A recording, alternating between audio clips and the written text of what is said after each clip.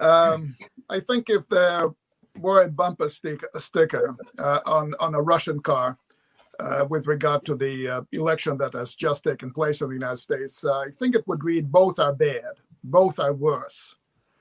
So I think that Donald Trump's accession to the White House 4 years ago evoked hopes in Moscow of a normalization of U.S.-Russian relations along the lines of reciprocal interests and based on realpolitik.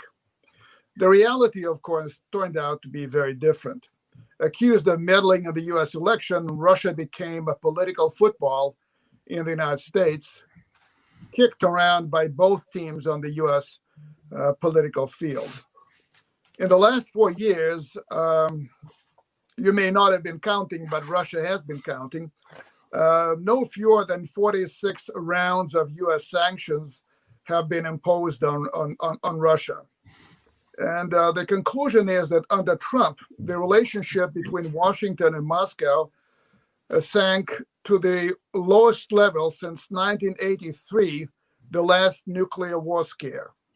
And indeed, the only item on the U.S.-Russian agenda today is the prevention of a nuclear war, which under the present circumstances could only be, of course, accidental or inadvertent.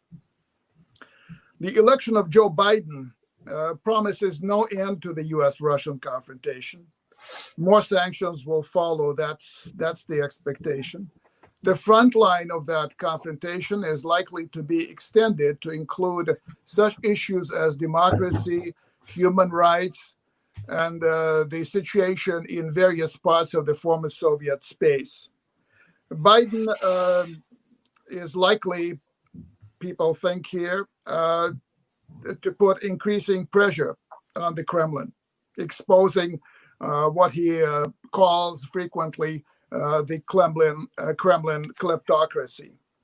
Yet, U.S. foreign policy under Biden is also more likely to become predictable.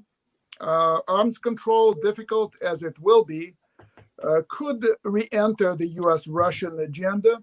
And hopefully, just hopefully, Russia might eventually stop being that political football in the United States.